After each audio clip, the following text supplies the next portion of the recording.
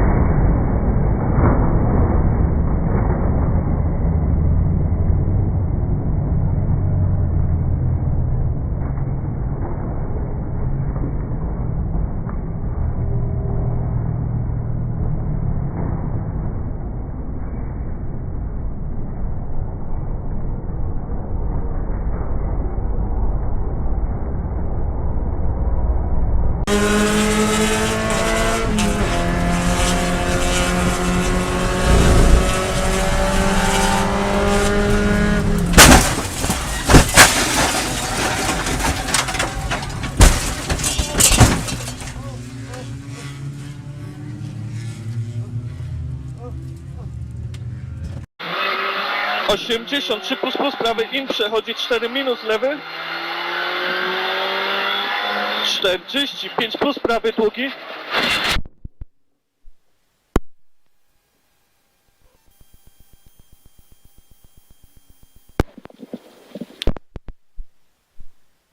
It's the ABC Supply 500. Yes, 200 laps, 500 miles, and only 4 races remain in this 2019 season, and the top 4 in the championship are in the top 4 positions. To the left of your screen in the orange car, Scott Dixon with a good start. The yellow car is Simon Pagenaud, the Indy 500 champion. He's going for the inside on his teammate, and the Indy champ will take the lead into one. Charlie Kimball jumped onto the warm-up lane down there, and he passed about 8 cars down into the first corner, but Simon Pagenaud shows his speed right away. But Alexander Rossi pretty well smoked on the front straightaway. Now Ryan Hunter-Reay is to the inside. Huge crash. Hunter-Reay, Sato. Oh no, and Rossi is in it. A lot of cars. Up in the Rossi fence is Rosenquist. This is disastrous. Involved, car upside down with Sato's car. On fire too. So Ryan Hunter-Reay for the second year is involved in a really scary crash. Takuma Sato is upside down and that car is on fire. This is Felix Rosenquist. His race is done. Rosenquist was up on top of the guardrail. All attention right now going to Sato's car. He got tangled with Hunter-Reay. Hunter-Reay's out. He's okay. He's going to run over and see if he can help. They need to try to get Sato's car. Usually what they'll do is tilt it up. Sato's out. Great news. With a special 10th anniversary helmet reflecting all of the teams he's driven for in IndyCar. He did not expect to scrape that helmet being upside down here at Pocono Raceway today. There's Alexander Rossi. He can't believe it. That's the second year in a row that Hunter-Reay and Hinch, I think, was caught up in the accident last year. They're both out in a turn 2 accident, and it's really narrow down there. They rocket down the back straightaway, fan out, and the groove is so tight, everybody's trying to jockey for position. By another downpour. However, John Cox's victory on the 134th lap was tarnished when it hit a wall on the 59th lap.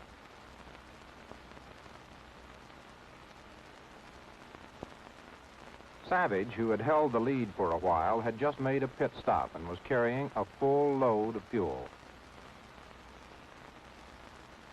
The car virtually disintegrated, trapping Savage. Rescue equipment raced to the trapped driver. The race was stopped.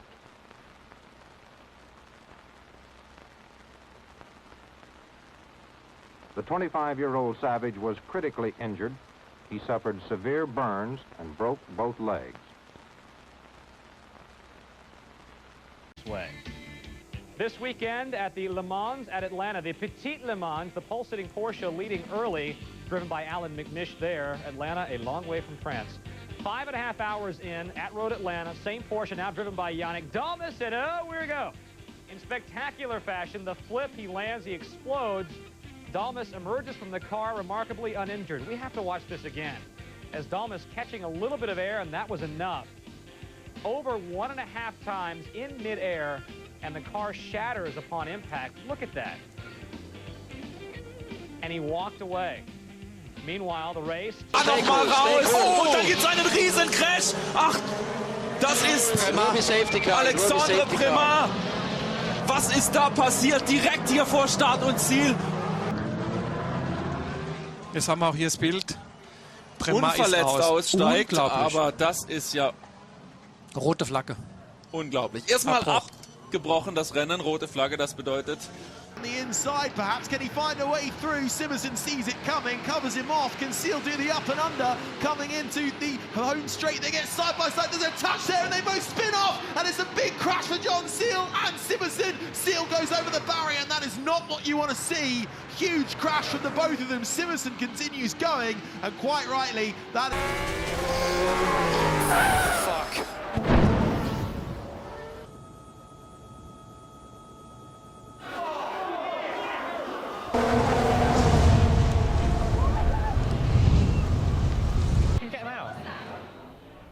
I think that's Romain Grosjean that has gone into the barrier.